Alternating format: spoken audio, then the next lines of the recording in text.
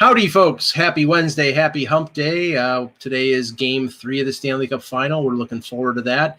But some other news we'll talk. Sad news we'll talk about in the pre-show. Go ahead, Jan. So clearly sad news. Word came out today that Gayle Sayers passed away at 77. I mean, Sayers' nickname was the Kansas Comet, and for anybody who watched some of the YouTube highlights that are out there, that nickname is more than appropriate for him. And the rookie season he had, I mean, you stack it up just in terms of rookie seasons overall, but just looking at the numbers, I mean, granted, 14-game season then, he probably played in about 12 due to injuries. He scored 22 touchdowns, which is astonishing, and he held the record until Jerry Rice broke it, which ironically also came during the 12-game season for him because it was a strike year. In the year that he broke it. But more impressively, it's a stat that I heard today that I didn't realize. So he only had 232 touches of the football that season. He scored 22 touchdowns in 232 touches. That means less than once every 11 times he touched the ball, be it running, receiving, punt return, or kick return, he crossed the end zone with the ball. I mean, that is an astonishing statistic that just makes you shake your head the more you think about it. And I'm pretty sure, and I'm just doing this off the top of my head, but I remember watching NFL films about Gayle Sayers. I think that year he had a number of touchdowns that were either punt returns or kickoff returns, as well as being their number one running back and one of the best running backs and the best running back in the league at the time. He was doing punt returns or kickoff, and that's like having Derrick Henry or Ezekiel Elliott doing punt returns or kickoff returns. No team would do that now because those players are too valuable and they get popped when on special teams. Absolutely. And the rules then were clearly much different than now. So you had the wedges and everything else in terms of the strategy. And I mean, Sayers unfortunately had knee issues, which is what limited him to just 6 years. I mean, you sort of kind of wonder if he played in today's era, just how good and how remarkable his numbers would be. And of course, the other piece of the puzzle everybody knows, and of course, is Brian's song. And everything related to Brian Piccolo, which sometimes overshadows what he did on the field. And, rightfully so to a certain extent, just given the backstory and everything that went on associated with it and the relationship that existed between the two of them on the Bears. But shouldn't lose fact of just how dominant and how good Gayle Sayers was in a very unfortunate limited period of time in the NFL. And then also, unfortunately, passing away at a relatively young age of 77. Yeah, I would also have to say it's like if you're looking for a comparative with other sports, I mean, honestly, Bobby Orr might be a comparative. Both their careers were ended, much prematurely by knee injuries, and hampered their career substantially throughout. Oh, and they were both great throughout their career. I mean, Orr's career started, I believe, in '66, and he ended in '78 with Chicago. Yeah. So that's only 12 years, and he missed large chunks of time with the knee injuries. If it wasn't one knee, it was the other knee. And today's modern medicine would have easily fixed whatever he had, and he would have been great. I mean, that's the year also Sayers scored 6 touchdowns in a game against San Francisco in a mudfest. And the remarkable point, he said, if they had known what the record was, he probably could have gotten 8 or 9 touchdowns that game because he had come out of the game early. And the Bears were not a particularly good team. Look, they ended up having Butkus. They had a couple other pieces. But overall, those Bears teams were pretty piss poor. Similar to Walter Payton when he first joined that team until they built up around him and built a defense. But he literally was a one-man wrecking crew, and everybody focused on him, which also contributed to the injuries he had. Yeah. All right, Ak, we can sorry about that. All right, let's get to it, eh? All right, let's see. 23rd. Okay. Hello, Hockey World. It is Wednesday, September 23rd, 2020. I'm Michael Lagella. I'm Jan Levine. And I'm Eklund. You're watching the HockeyBuzzcast on HockeyBuzz.com. This is the podcast that comes to you every Monday through Friday at this time to fill you in on the comings and goings in the hockey world. And here we are with a possible big trade going down. We don't know yet. It might be happening. Who knows? Kevin Weeks, who's been pretty good lately. I think he broke the I remember right, he broke the Stahl trade too. I think so. Yeah, he has this big one today, which is a trade that would send Mike Matheson from Florida, along with his ridiculous contract, to Pittsburgh.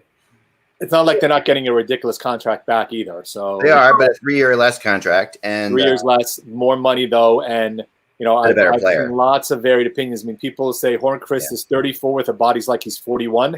Yeah. So people are not too positive in terms of what Florida may be getting back from Hornqvist, other than the fact, as you said, fair. 3 years less in terms of Matheson. I know, Russ has been very adamant that he's not a Matheson fan. No. We've all felt that he hasn't lived up to the contract.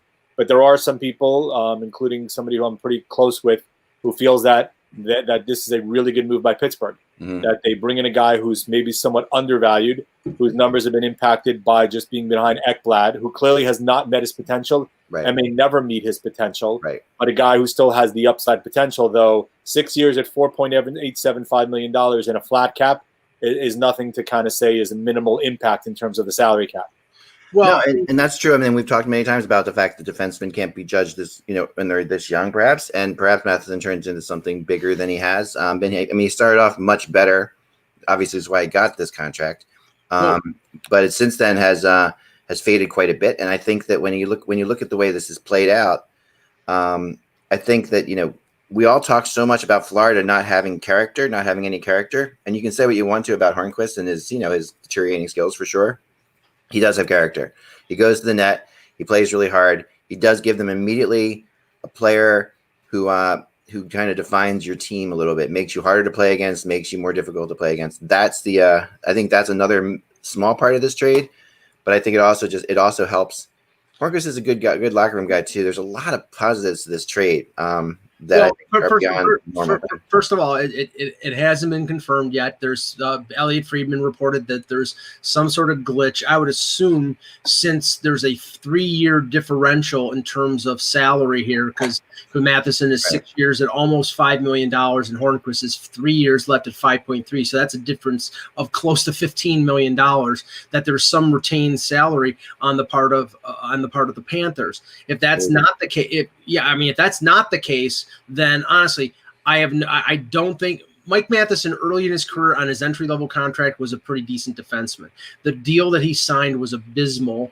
If Bill Zito is able to get rid of that contract without retaining salary, he should be appointed GM of the year already, because I think he's one of the most overpriced defensemen in the NHL right now. Now, is he redeemable? Sure. There is a risk here for Florida because Hornqvist, as you said, is in his 30s. It's not an easy 30s. It's a hard 30s. He's been taking beatings. He's like Thomas Holmstrom was with Detroit. At a certain point, he took so much abuse in front of the net that he simply was too slow and too beaten up to be effective. Now, Florida needs wingers badly. They really that's been their problem the last couple of years. And if you plug him in on a line with Barkov, or maybe on a second line, maybe he's still effective. But I think it's risky for both teams. But if they get rid of Matheson and not have to retain any salary, then that's an unbelievable deal. They're taking on salary in the short term though as well. Right, but it's cumulative. Yeah. I know. I understand that you save on the back end of 3 years, which is when the cap sort of rises a bit. No. Yeah. Look, 3 years. If Hornqvist's downward trajectory continues, though, look, it is problem child for problem child. But in terms of Pittsburgh, their view is clearly they're getting the player with the more material upside than what you might get at a Hornqvist, based upon, Mike, as you said, what we saw initially in terms of what Matheson gave you on his entry-level contract. And granted, he's regressed since signing that big deal. Pittsburgh clearly feels, look, they need blue line help. I mean, whether or not you can talk about this, you brought up Letang being maybe movable. Yeah. Does this kind of feed into that where they start to explore that option as well? Which leaves a hole on their defense if they move him. It could, but I mean, for this kind of money, when you're putting this kind of money into Matheson, and they already have some money tied up in Jack Johnson, who's not really doing him any favors. There's defensemen there, and I'm not trying to say I'm not putting Matheson. Some people are on the ridiculous on the internet, saying he's like Florida's version of Jack Johnson. That's not the case. I mean, that's not what we're talking about here. Well, here's an even bigger issue. I had to look it up because I thought this was the case, but I wanted to make sure before I said. His contract was backloaded. The first 3 years were $3.5 million. So this year, Matheson makes $3.5 million with no bonuses. The last 6 years, the last 5 years after this year, $5 million, $4 million, 6.5, 3 times 3, and with sizable signing bonuses. So again, if Florida isn't retaining at least, I would say probably $1 million on this deal, it's an absolute steal just to get rid of Matheson's contract. I mean, what I hear that might be the holdup here is not that part of it, but It might be the no trade. But yeah, whether or not they've actually got, and I can't imagine Rutherford would do this without, but maybe there are official things that have to be signed by players to waive no trade clauses and things like that. Right, but that deadline was already passed because there's been some like the stall deal with Marcus Johansson. Both players had modified no trades. I think it was a 10-team no trade. At a certain point, I think it was like September 10th or something like that. It was some date like that. They had to submit that list. It was a league deadline. No, I don't mean that. I mean the actual like process of it. Like there's where getting to you might get Hornqvist to say it on the phone. Yeah, okay, I'll do it. But then you have to get it actually. There's certain things that have to happen. Crossing every T, basically. Right. Yeah, that's what I think could be could be going on here. Like, because players are all over the world right now, in different situations. Who knows where Patrick Hornqvist is? He's probably in Sweden. But I don't see how this deal. Again, this is, and I'll use this. It's a derogatory description, but I'll just say it because that it's an apt description. I don't see how this crap for crap deal helps Pittsburgh. Because defensively it was not their issue. I mean, they've got right now, if they make this deal and they have Matheson, they have Letang, Dumoulin, Pettersson, Jack Johnson. Okay, you can talk about that. John Marino, who's going to need a new contract after next year. Justin Schultz is a UFA. So now you're adding Matheson to that. So Matheson is probably your 5 or 6, making almost $5 million. Yeah, and you're paying him over $6 million. Right. Yeah, and the other thing, Eck, is that next summer they will expose, based on this list, up to 3 of those defensemen in the expansion draft to Seattle. Right. Now Hornqvist's deal was that front loaded as well? I mean, is that no? It's a flat 5.3. Flat 5. Okay. Yeah, and all salary, no bonuses. So that's another. He's 33 and he turns 34 on New Year's Day. So that's straight up. Okay. There might be something else. Maybe they do, like Matthew in the chat room just said, maybe they have a taker for Jack Johnson somewhere. Perhaps there might be something else that's going on there. Rutherford's a really good horse trader. Sure. And Zito is brand new a brand new GM. I mean, it's interesting to take on, to take on Rutherford with your first deal is something. Well, I would think, Jan, that this if they make this deal Matheson for Hornqvist, that would rule out any rumor of Aaron Ekblad being on the move. Because there was some speculation that Zito would come in there and want to make a signature move, and maybe what they could get for Ekblad on the open market would be a sort of a seed change for that organization. But if they trade Matheson, I can't see them trading another defenseman like Ekblad or Yandel on top of trading Matheson. Unless you're planning on, in essence, gutting your team and restarting from scratch. Yeah, it would seem unlikely that you're going to kind of make that move. And we talked about and speculated Matheson, if somebody was moved, likely was going to be the one that they end up moving. But part of it is we still don't know, and we won't know, honestly, what their internal cost structure is going to be. Because of all the rumors last year, they were looking to move additional salary. Yeah. They also have Hoffman, who's a free agent. They have Dadonov as a free agent. The expectation is neither one of them are going to be back. And if they're not, while they may have gotten a winger back, we also think it's a winger that's on the downside of his career and what he's going to produce. And they're losing 2 major components of their top 6 in terms of both of those guys going out the door. So downside of his career, but also one of the other defensemen in the deal now. He is the downside of his career, but also the kind of guy who can teach young guys how to do things. There's a lot there to that. I mean, the Florida Panthers really have been a team without an identity, and they really have been a team without strong leadership. And Hornqvist brings some of that. I mean, it's not like, he's not like the world's greatest leader in the world, but at the same time, he's definitely a fighter and a battler, and he's gonna teach teach a lot of those kids some of the right things to do. But that does play into this. I would be shocked if Zito traded anybody big, Mike, like that. I don't. He's not the kind of personality that would would have to make a signature type trade. He's more of a methodical type. Right, but the conditions right now in Florida, in terms of, there's widespread speculation that Viola has told their management that they need to cut payroll. And right now, they only have 13 players signed, about $60 million in cap space. They have a $20 million cap gap. And if that means they can only spend 10 of that to fill in the roster of another 10 players, then you're going to basically be signing a lot of 1-year short-term deals. Yeah. Now, there is also speculation. Pierre LeBrun mentioned it yesterday on TSN Radio that Florida could get into the mix for Pietrangelo. Now, that would be counter to what we just said in terms of them being a budget team, but that doesn't necessitate them possibly trading somebody else off the roster if they have to make room for Pietrangelo. And remember, since they're in the state of Florida, right, he wouldn't have to pay $9 million like other teams would, because he's with no state tax in Florida. He's going to be getting a lot more of a percentage of that money than he would in other places. So they might be able to get him on an 8-year or a 7-year deal at 8.25, whatever, like Ekman Larson made. But right. He would get, he'd be getting a higher percentage of that. So that's possible as well. It is possible as well. Getting some text from another possible rumor here too.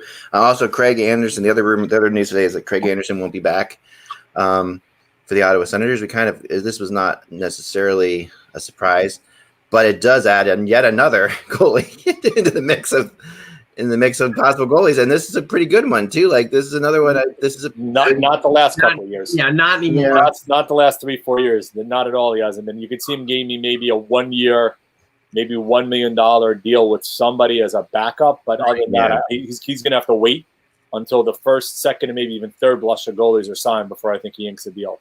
Right. I mean, I have a lot of respect for Craig Anderson. He's had a really good NHL career, and Ottawa is a rebuilding team with a lot of young players who don't particularly play well defensively right now, but his save percentage in the last 3 years, playing 58, 50, and 34 games, is just about 900. That's not average. That's below average. So I honestly, based on based on that, I would say he's somebody that, like, say, for example, if Markstrom signs someplace other than Vancouver, that Vancouver signs him to a 1-year deal to back up Thatcher Demko and play 30 games. He's not a starter anymore. He's a 1B at best to play 25 to 30 games. Yeah, I think that's true. I think that's definitely true. Maybe he's the backup for Carter Hart in Philadelphia.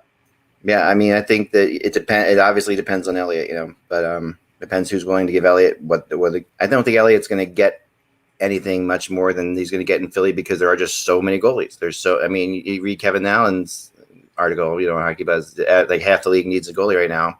It's true, but but top goalies, top goalies are still, there's not that many. There's not that many out there that need top goalies at this time. Of the current crop that is rumored to be available or in free agency, how many would you say are legitimate number ones? I think Matt Murray is. I think Kemper is. Markstrom, obviously. I still think Holtby is. Yeah, I would say Holtby is still. But after that, it's like, is Marc-Andre Fleury at 36? I don't know. Is Corey Crawford? I don't know. I mean, is Lundqvist? Probably not. Crawford, I would say, showed he is in the playoffs at least. Right, but I think Chicago was right in the sense that they limited Crawford's workload because of the injuries that he's had over the past few years. They were smart to go out and get a 1A, 1B scenario by signing Leonard that limited the wear and tear on Crawford, and Crawford had a good year and a great playoff. They will have to go out, if they re-sign Crawford, find another goaltender to play 35 to 40 games, which isn't as easy as you think it is, and it's going to cost. Oh, yeah, it's definitely going to cost. Hold on, guys, 1 second. Sorry about this. Another rumor coming in. All right, but I'll just guys talk for a second. I'll be muting myself for a while. I'll just continue with that, Jan. I mean, do you of the reported goalies that are out there, do you see of that other than those four? Do you think there's anybody else who's a legitimate number one goaltender in this market? I mean, Kemper clearly is, as you said, presuming he's available, right? Crawford is probably, though you're going to have to manage his workload. Murray is as well. Jarry is not. We're presuming Jarry's going to be back with Pittsburgh. Like, he's not going to be moved. So he would be one that isn't. I don't think Talbot has shown he can be a number one, but I don't think he is a number. I think you're going to need to have a 1A, 1B scenario there.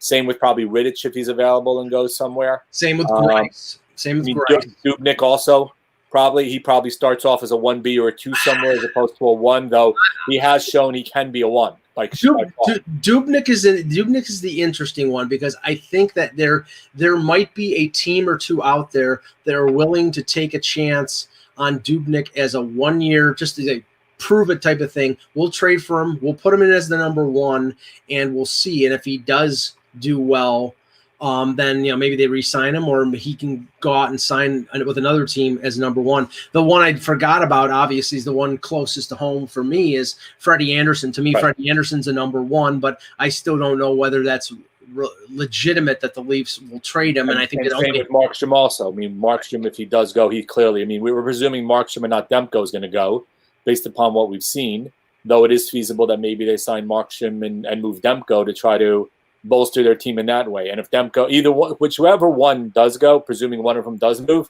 they both are number 1s or potential number 1s. Granted, I think with Demko, we're basing off a small sample size because of what we saw in the playoffs as opposed to maybe performance during the regular season. And the benefit for Vancouver in that situation is that Demko still has another year at a little over $1 million. So, but if Markstrom does go someplace else, Jim Benning is going to have to say, okay, I have to sign Demko, get him to an extension, get him locked up for at least 2 years, maybe more, because you can't. I think you can't go in. I know they have Michael DiPietro in the pipeline, but they have, if they lose Markstrom, they're going to have to re-sign Demko for a couple years, and then also sign themselves a Grice or a Khudobin or somebody who's a 1B who can play 30 games. Yeah, I think we're saying we have a lot of 1Bs. Yes. We don't have a lot of necessarily 1As, and even the 1A now, right? We talked about this a couple of times is, does a 1A pay 60 games anymore? Probably not. We're probably looking in the 55 to 60 range as opposed to the 60 and plus range you used to see years ago. Right, and there's a lot more goalies going to be out there. Grice, we haven't talked about. Antti Ranta might be available. I mean, there's a fairly healthy market. The fun and the challenging part is going to be for GMs is picking out from that list which one is the top or best option, and then how can they go about acquiring or signing that guy? What kind of deal do they give him, and how does that impact the remainder of the marketplace? Well, Davy Jones throws out the name of Mrazek here. I think Mrazek's more in the 1B, or actually, I think he's in the 2 or the 3 range. Probably, he could be a 1B. Although the problem is going to be, we don't know. It's going to be Reimer, Mrazek, or with all the rumors about Anderson and Carolina, that being a potential option. They may move on from both guys and bring somebody else in and have a whole new pairing. Well, Reimer would be easily dumpable because, as I think we mentioned before, Reimer's cap hit, I believe, is 3.4, but he was paid like 2.7 or 2.6 million of that in signing bonus on July 1st. So all he has is an $850,000 base salary owed to him for the rest of the year. And for a team that's got a ton of cap space and not looking to pay a lot of money, Arizona, then that might be Ottawa. Yeah, Detroit. Yep. I mean, there are options out there. We could see a lot of shuffling of parts here. Yeah. And whether or not, personal perception is going to drive whether or not you think your team is improved, or they went out and got the wrong goalie or moved the wrong goalie. I'll just answer this quick. Okay. You're finishing up your note. Okay, go ahead. Flamester, Ian Scott, who's a Leaf draft pick, who was a Toronto, who was played for Team Canada in the World Juniors in 2019. He had a hip injury that basically ended his season in training camp. So he didn't do anything this year. He's coming back from that injury. So he's at least, if he's an NHL possible prospect, he's 2 or 3 years away. So he hasn't even played a game. He didn't play a game in the AHL last year. So he's a developmental project. Go ahead, Ak. All right. Yeah. So we might see some movement on the Markstrom front. That's what I've been tracking here a little bit. We kind of expected that, the Vancouver's going hard at this, right? They're really trying to get him signed. Mm-hmm. And because as of now, other teams can't technically talk to him, of course. So this is a big period of time. Once Calgary can talk to him, it could make things very tough for them because Calgary obviously is going to go after him. Now, the big question here is how much of this is like, is Calgary really talking to him or not? We'll never know. Is somebody from Calgary talking to him? It could be the same thing. It could be the same thing, as the rumor of Boston talking to Pietrangelo, simply a division rival jacking up the price on another division rival. Right, exactly, and that is something that I find. I just find it kind of ridiculous. Like I think I think at some point. I like the whole week-long thing we had before. They took that away, which was really strange. Yeah. I know in the pandemic and everything, we don't have that much time, but they still could have given a couple days. You don't need a week, maybe, but just a couple days to talk to players. Why they went back this way? I don't get it. I thought it was.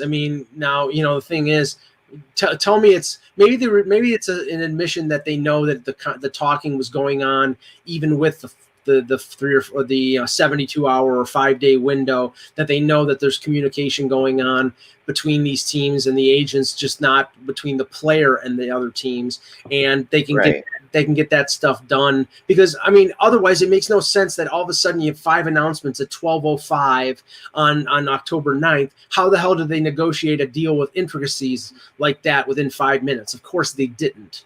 They've been talking. Of course they didn't. Remember some of these players, players share agents too. So like that's a big thing. Like Markstrom's agent, I don't know who he is, but he might be another agent of a player on the Calgary Flames, Sure. That's kind of stuff that happens too. And reporters, I've been involved in it before, in very, very indirectly, someone says, you think this team would be interested in that, or whatever. And, I don't know if I'm never asked directly to find out, but, there's definitely a thing. And I think it happens to a lot of people out there. I think if the Markstrom thing goes down, though, that will definitely start this domino and clear things up quite a bit. Well, here you go, Ak. Markstrom's agent is Pat Morris from Newport Sports. All right, so he represents a lot of people. He is the same agent as Sean Monahan. All right, there you go. Close enough. That's all. That's definitely close enough. And again, we're not claiming that we know anything about these discussions going on behind the scenes. But how do you keep something like that from being discussed? No, you basically could say, "Hey, Pat, it's Brad Treliving. I'm interested in a Swedish goalie. He's 30 years old, who played 50 games last year. What would it cost me to get that guy? He had a 925 save per. You know what I'm saying? They could say, well, hype in all purely hypotheticals. Right. I don't know if that's tampering, because you're not talking specifically about a player. Yeah. Hypothetical. Well, if the guy had a 925 save percentage, he played 55 games, and he went 2 rounds, went almost 3 rounds in the playoffs. Yeah. That you could get away with that. I'm sure that is the way that they communicate this stuff. Yeah, that knows exactly what's happening, and the big, that is the big question. And I think that, the other name I wanted to talk about a little bit more is Taylor Hall, because another one I'm really working hard on. There's so many names. Obviously I have like 70. There's 75 people on the UFA chart for TSN. I've got that many now on my rumor chart. I'm going to be up to 100 by the end of the week on the rumor chart. So many players, but there still are only very, very few big names, and Hall's one of them, of course. So, and that's another one that comes through to Calgary, and you wonder yourself, what could Calgary bring in Hall and Markstrom? That would be a lot. That would be a ton of money. Well, see, this is the reason why I'm not so sure that the interest in Markstrom is legitimate, because Calgary's shopping list right now, Jan, is a number 1 goaltender, because Talbot's a free agent. Rittich played more games, but I don't think anybody believes Rittich is a number 1. Almost the complete right side of their defense, because Brody's a free agent, Hamonick's a free agent, Stone is a free agent, Gustafsson, who they traded for from Chicago, is a free agent, and if there's any truth to them wanting to shake up the core group and possibly trading Johnny Gaudreau, then there's another piece. Now they have, $16 million in cap space, but I don't think you could fill those holes with $16 million in cap space. Well, first, even if they weren't free agents, you can almost argue they still need an entire right side of their defense, given how they played last year, right? So so that why the rumors in terms of Hall, based upon the cap space, So let's say you could get him on the $9 million or the $8-9 million. Now you've left yourself $7 million to try to get yourself a number one goalie and at least 3 blue liners, unless you start moving other guys out, right? And right, if they sign Hall, I would assume that means they're trading Goudreau. Right, but if you think about it, right, you've now especially and it does get are you augmenting, or are you incrementally getting better, right? If you add Hall, for example, and don't move one of those guys, you're augmenting. Yes. If you add Hall and you move one of those guys, now you're getting the incremental variance between the two of them. Yeah. And is that going to be enough to make yourself a better team, depending on what you end up moving Gaudreau for? Yeah. If you can move him for a guy who helps your blue line, then yeah, I can understand it, but it all depends on the cap hit you're taking back as well. So it's a reshuffle. Yeah, you're reshuffling the deck, but you still need that number one goalie, which is going to cost you $4 or $5 million probably, even with a saturated marketplace. And you need to probably jump on it relatively quickly to get the guy who you may consider your number one. And there was talk. I can't remember if it was somebody from Sportsnet or LeBron, but there was talk of them of Calgary being in on Darcy Kemper, which would make sense because Darcy Kemper makes sense. Markstrom makes sense. I mean, either one of those guys makes sense. Yeah, I mean, Calgary add a really strong goalie to Calgary, and that changes the whole dynamic of that. I think that division changes drastically. Yeah, and also as Randy pointed out, and Randy would know better than a lot of us from being there, Calgary may be tired of the core, right? We've seen, we talked about Minnesota, Guerin making a lot of these moves because he's shuffling the deck, but not just shuffling the deck. He's basically getting rid of chairs that he doesn't really want and re-augmenting and reupholstering because he doesn't like what it looks like right now. That may also be the case in Calgary, where the last couple of years in the playoffs, we've seen underperformance by a couple of guys. Same thing in the regular season. Their viewpoint is, we've taken this group as far as we can go with it. Now we need to not strip it clean, or remove some of those assets and replace it with others and see whether or not we get a better mixture to take us to the next level. Granted, look, Talbot made that run in Edmonton, but ever since that, he's disappointed in net. That's why they clearly need the number one goaltender. Well, I think the untradeable list on the Calgary Flames is one. That's Matthew Tkachuk. After that, I think everybody has a price. I think that's probably fair. I mean, do we think that Hall's worth? Like in reality, like some people are talking about that. I mean, he is the biggest name out there, and he was an MVP recently. He did show signs again in the playoffs of a little bit of that Taylor Hall that we know. Well, but what is he really, really worth? Like how much? If you ask me, I think that his injury history mitigates his value. I would not want to give him a 7-year deal. Yeah, you may have to with him being an unfettered, unrestricted free agent, but I would not want to have to give him 7 years at like $9 million. If it's me, now he's coming off a deal where it was a 7-year deal at $6 million that he signed with the Oilers. I mean, obviously he's going to make more. If I was a team going after him, I would probably offer in the 8 range for 5 years, but I think there are probably going to be more teams that are going to offer more years and more money. And the thing is, if he doesn't find a situation where it's a perfect fit for him, I don't think that the road goes back to Arizona, because I think Arizona is going to cut salary. He could end up being one of these guys like Korea and Solani a few years back, who takes a 1-year deal from a team like Colorado, to basically like wait till next year when the financial situation is more viable, and gets a 1-year payday, and takes a chance at winning the Stanley Cup with the Avs. So a couple of things. So both of those guys were older, I think, than Hall when they signed it, and Korea already had the concussion issues associated with it. B, we saw how unfortunately that move flamed out for them to a certain extent, and at the team as well. You're in a flat cap. Taking a 1-year deal when you're not going to have a cap rise, you're probably not going to get a better deal next year. Yeah. And you're also taking the downstream risk of being injured. To me, You've had one great year. You've had a couple of good years. Does that warrant a $9 million payday? Probably not. Me, as I say with you, Mike, I would go 5 years, maybe $7 to $8 million max. I'm not over. Look, somebody is likely going to overpay him. If somebody wants to give him 7 years and $9 million, here's the thing. If he has a great first year, that's wonderful. We're not going to be able to judge that contract until years 3, 4, 5, etc. Right. You'll probably get a big blush because he's going to want to hopefully excel that first year. Let's see what happens after that first year. Calgary, though, look, if they're going to move other assets, they're going to say, look, I'm going to trade Johnny Gaudreau, I'm going to trade Sean Monahan, and I'm going to bring in a blue liner that's going to help me.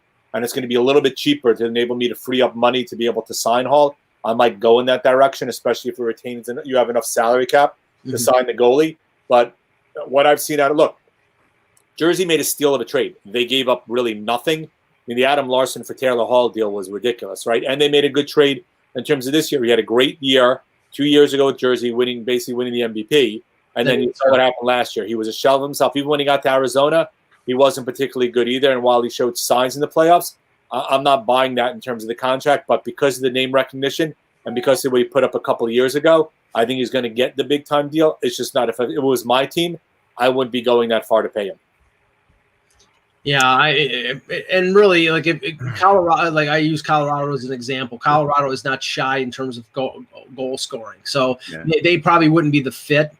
But there are teams out there that have cap space that do need goal scoring. And I also I do not put much stock into the rumors regarding Buffalo and having interest in Hall. I think that I'm sure they're interested because Ralph Kruger was his coach in Edmonton. And, you know, like I said before, apparently there is some connection there. Yes. You know, but beyond Kruger, even beyond Kruger, you know, like I was told so. But the issue there is that the Sabres, they only have 4 forwards signed. They have like $30 million in cap space, but they're not going to spend all of that. The Pagulas, I don't know if it's maybe overstating to say that they're in financial trouble. Maybe that's wrong, but they're clearly interested with the moves that they made with Kevin Adams as the new general manager. They're on a budget. They're not going to spend the cap. And if you're signing Taylor Hall for a 7-year deal for $8.5 to $9 million, you're going to the cap, and they're not. Yeah, that's exactly right. They aren't going to the cap. I'm so sorry today, guys. Of all the days not have rest here, I keep getting calls about text here. I apologize. Mike and I are quite capable. Thank you very much for the compliment, though. Well, no, I'm just saying you guys have to do this yourselves. You guys are doing a great job, and I really apologize. I'm trying really hard. Well, you know better than I would, right? So Pagulas have the Sabres. Continue for a second. I'm so sorry. Continue. So both franchises, no fans in the building. Your revenue streams have dried up. But even before that, were they on solid financial footing, the rumors were, or there were questions in terms of finances for them, even, let's say, last year when things were quote-unquote normal? Not until recently. I think that the sort of tightening of the belt has just been apparent in the last year or so. But you know, the thing is that it really became apparent when, like, after they signed Jeff Skinner to that extension, which I think was like one of the biggest mistakes that they made. Not to say it would have been a smart move for them to let him walk, but if it's a question of letting him walk or signing him for an 8-year max at $9 million, then you let him walk or you trade him at the deadline. But they couldn't do that because he was the guy who was scoring with Jack Eichel, and he was the only positive in that season other than Eichel. And it would have been bad optics for the Sabres to let that guy leave. And, you know, basically, like, who wants to play in Buffalo? Okay, well, anybody wants to play in Buffalo if you're paying them $9 million. So, you know, that's. And then what they did was, and I thought that this was the right move to do, because for them to have any chance at making the playoffs this year, they needed to have a 2-line offensive attack. And what they did was they moved Skinner to the second line, and they moved Victor Olofsson on the first line with Eichel and Reinhart. And the problem was the first line scored, and the second line with Marcus Johansson as the second line center didn't score a good goddamn. So but he's not. Look, right, they may move him to center now in Minnesota. He's not a center. No, now, right, but they're probably going to play him there. But right, now but he's ill-suited, in my opinion, to play center. I agree. I think he's a winger. But now what the Sabres are doing, one of the reasons they did the Stahl deal is because Stahl was Skinner's line mate in Carolina. So now they have this viable second line with Stahl centering Skinner and Eichel with Reinhart. They re-sign Reinhart and Olofsson. So you've got at least 80% or 85% of your top 6. You just need one more guy. But I just don't see them going out and spending another $8.5 to $9 million on another non-center. You know, it's one thing if you're bringing in a second line center to play behind Eichel. It's another thing if you're going to go spend $8.5 to $9 million on a wing. And I don't think you can trade Skinner to clear the space. Maybe you can trade Reinhart and not have to re-sign him. But I don't know if that's giving from Peter to pay Paul, in terms of your cost structure to pay Reinhardt, you could add a second asset for that money, right, which would take the cost to sign Hall. But you also have to factor in the fact that next year they have to sign Dahlin, and money wise, they have to be able to sign Dahlin to a long-term extension, because it makes no sense for a former first overall pick to sign him to a bridge deal. And if he has 2 good years, then you're talking about paying him like $10 million. He's going to get 8 years, and he's going to get probably $7 to $8 million a year. Maybe he should get the Thomas Chabot contract. Yep.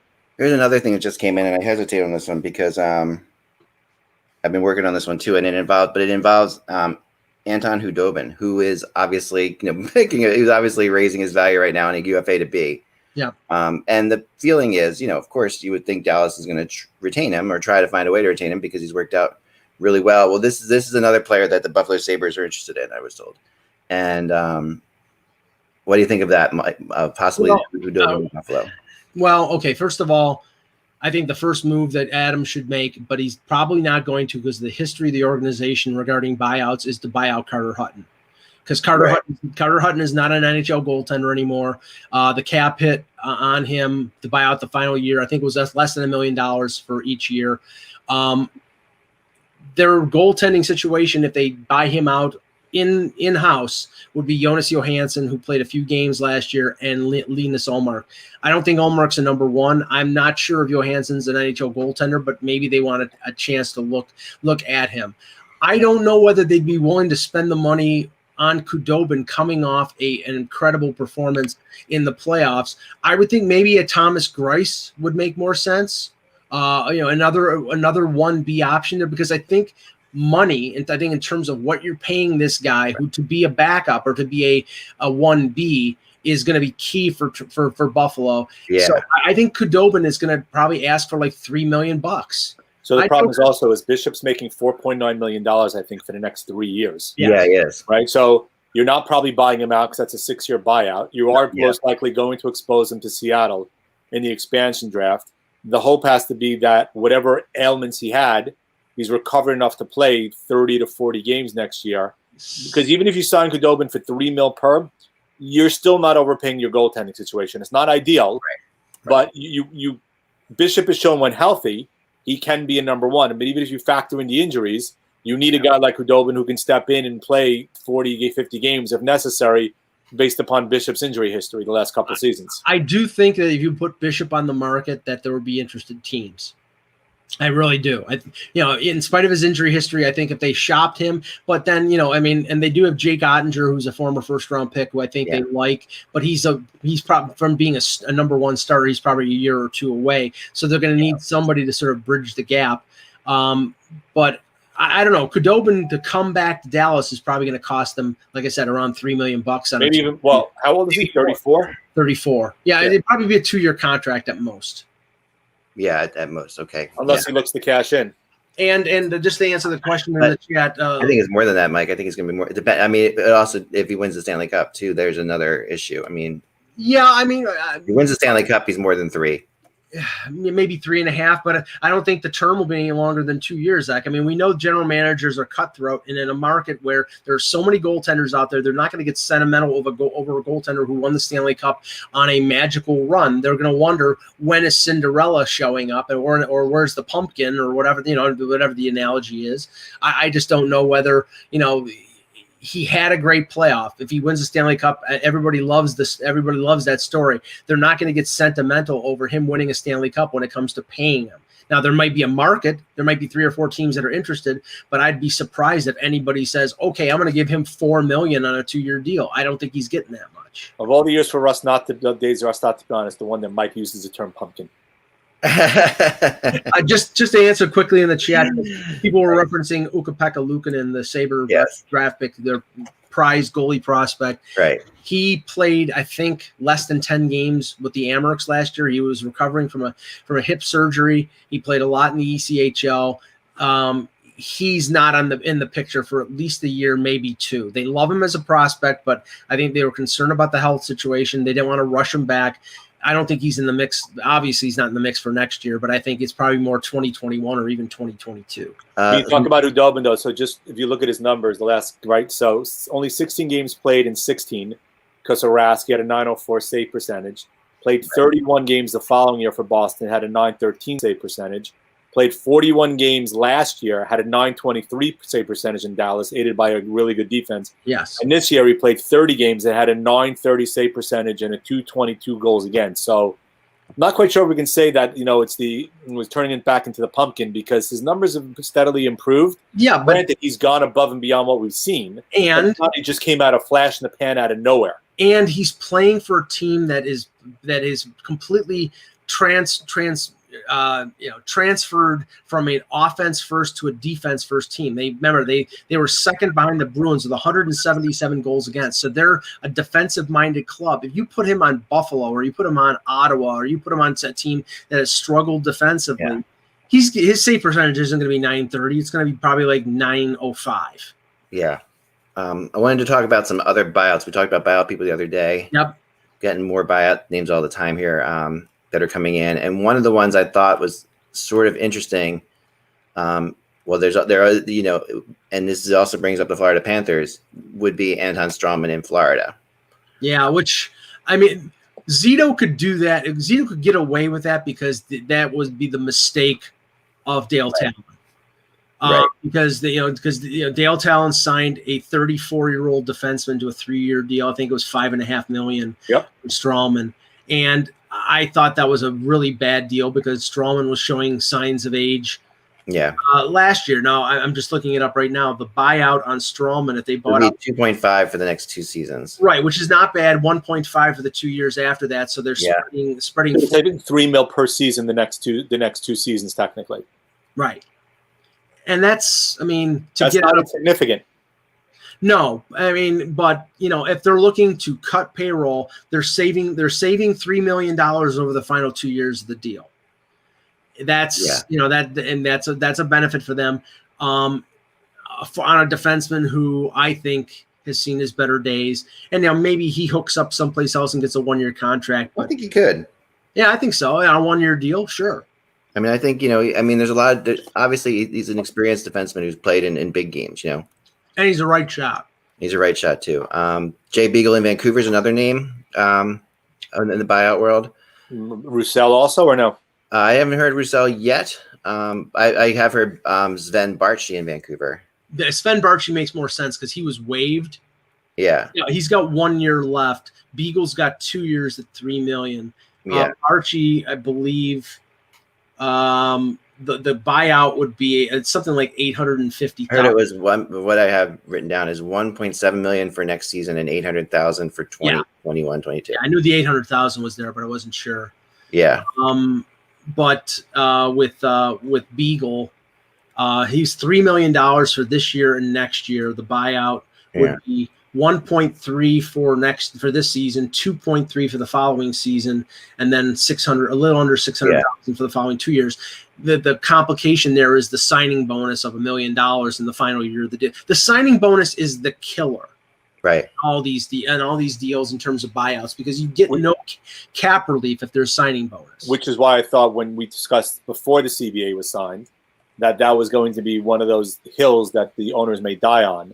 Right. That conversation to kind of moderate or remove the impact of the signing bonus. So clearly the pandemic changed things. But initially, I really thought that was going to be one of the key sticking points when they discussed the next CBA. Yep. Yeah, for sure. Brendan Smith of the Rangers. That's another one I heard. They've got 3 guys that they get. So Smith, Stahl, Lundqvist, right? Right. They technically would get a second buyout window if if the team or the player elects for arbitration even beyond the initial buyout period that starts Friday for 2 weeks. So they could get another one, but they also still have the Girardi and the Shattenkirk contracts. I believe, They're limited to 3 buyouts. So even if they get the second window, they wouldn't be able to use it if they had already used it on one of them at the beginning. So Smith. I mean, Lundqvist would probably be your first choice, right? In terms of money, yeah. Money, yeah. I mean, the thing is, it saves you $3 million this year. I mean, for all 3 of them, you're looking at 2-year terms. Right. And all 3 of them have the same 2-year term associated with it. Right. But Lundqvist is the high. Lundqvist is making the highest amount of money than all three of them at $8.5 million. Yeah. And he's a third goalie, so that's like right. But it's not the cap hit; it's the actual money. No, I know, but Brendan Smith. I mean, Brendan Smith can still play for you more. Yeah, he can play fourth line right wing. I mean, he actually was okay defense-wise when he played last year, a bit when he moved up with Trouba. Yeah. He actually played better than Shea did at times in that role once he got moved off the fourth line. So I actually think that the one who's most easily movable is Stahl, because on 1 year, last year he showed he could still be a shutdown defenseman, even though he has slowed down from where he was a few years ago. Right. I do think that there are teams out there that if they're looking for, a 3-4 who can kill penalties, who can play 18 to 20 minutes, that they would go for 1 year on that. If it was signing him to a free agent contract, no, because that's 2 or 3 years. But he's 33 and his cap hit's 5.7. I don't think it's immovable. Now you talked yesterday about Matt Murray for Dubnyk. We talked about that possibility. Yeah. When I did some research into that, it looked more like, Matt Murray is a guy they could trade for, but they might be buying Dubnyk out. Wow, how the mighty hath fallen. Yeah, that's what I heard is, it's not absolutely 100% positive, but, Guerin really wants to, from everything I've heard, Guerin really wants to make that happen. Yeah, he wants to go with Cajon, the young kid, as the starter. Yeah, and he could be trading for Matt Murray. I mean, that is possible that he could make Matt Murray the starter. Now, I'm just looking it up here.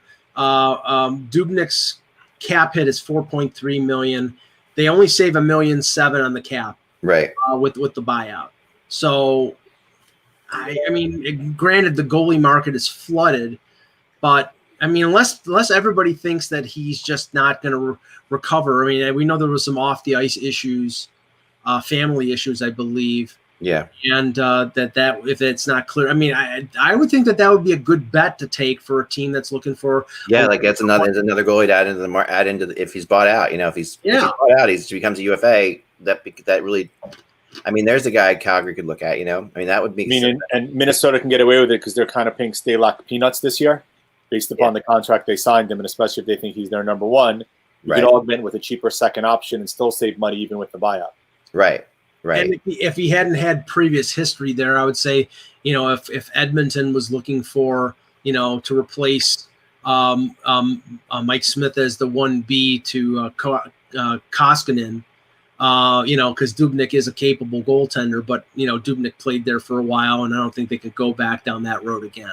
The most debatable name that I heard when I was talking around, and was James Neal, and that's a really tough buyout. It's it would be like basically $2 million for the next 6 seasons. But hey, he was a success last year. He scored 19 goals. I know, that's why I find it hard to believe his name is being mentioned.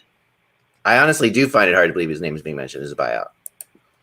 Like if I'm Edmonton, I don't know why you would do that. Well, here's the reason why. Because his cap hit the next 3 years is $5.75 million. You buy him out. It's a 6-year cap hit in terms of the spread, but it's $1.9 million. Yeah. So you're gaining almost $4 million in cap space the next 3 years. That's money that you can use to re-sign Nugent Hopkins or some other things. So I get it. If they decided to go down that road. Now, I don't know if they're going to do that. I don't know if I know Calgary's probably not going to do that with Milan Lucic because his deal was a lot signing bonus, and they don't get any cap relief. Right. No, I mean, it's a tough one. Yeah. They're asking. Bartis has asked this. We got to get going soon, but he asked this. Are there any guaranteed LTI contracts that you think will get moved for cap mobility? Yeah, he mentioned one of them after that was Gaborik. I think that because Gaborik, I believe the cap hit is over $5 million, but the real money. Let me just look it up here on Ottawa. I looked at it before because this is a deal that I think Toronto could end up trading for because it's a no doubter for for Eugene Melnyk. Okay, Gaborik's cap hit's 4.875. Real money is a little over 3. Now you can say to Ottawa, oh well, I mean that's $1.8 million that you don't have to pay to get to the cap floor, but it's also $3 million that you have to actually pay. Right. And now you'll be getting 80% of that in insurance, to recoup it.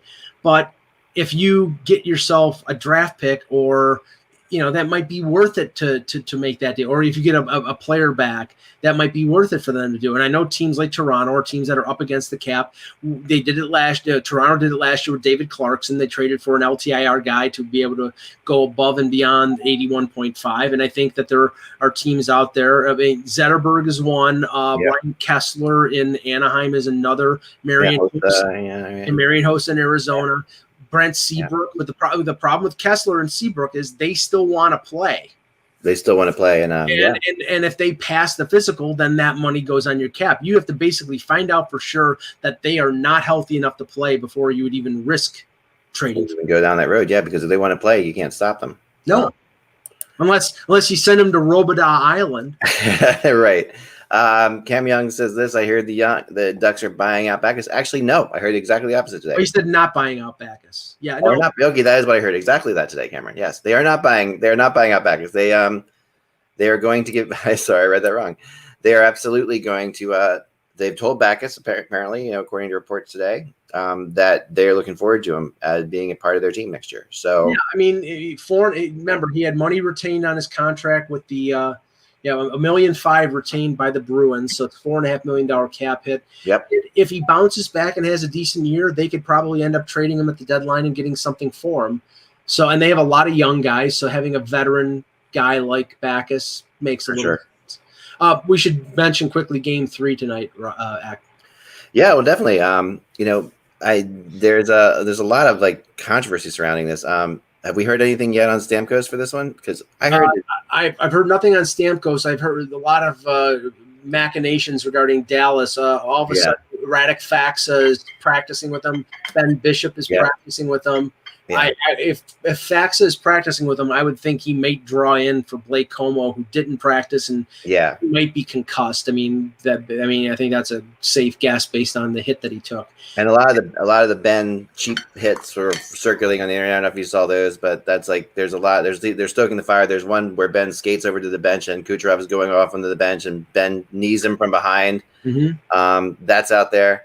Yep. Honestly, if Tampa wants to go down that road, Dallas will be very receptive. That is playing into Dallas's hands. Now, where's Cooper saying Stamkos is not close, according to? I didn't see. I have not heard that. But that it feels like that's the case. I mean, I would be surprised that Cooper said that, because that would basically be deflecting the sort of what I think he's been doing, which is using Stamkos as a distraction tactic. Yeah. Why would he come out and say he's not close if he practiced you can Here's say the thing about Cooper. I was talking to somebody about this the other day. So Cooper has this thing where he has told people about Stamkos and other guys who are hurt before every press conference. He'll say, "Don't ask me about Stamkos," which means that he's just there's not even close. Yeah. And apparently the last couple of days he hasn't said that. Chris Johnston reports that Cooper said on Stamkos he's inching closer. He's inching closer, okay. But that doesn't mean that he's going to play. Doesn't mean he's not close, though. He could be really far away and inching closer. Right. Which means he could be ready in January when we're all inching closer towards death. I mean, that's all happening to all of us. Some faster than others. Yeah. So there you go. Inching closer is something, I'll take it. I'd rather inch closer than foot closer. So yeah, there you have it. I really get the feeling we're going to see Stamkos in this round, though. I think it's going to happen. I just from the fact that he is skating and doing the stuff he's doing, and from the way Cooper's acting, is it tonight? I don't think it's tonight, because I don't think they're desperate enough right now. Let's say this.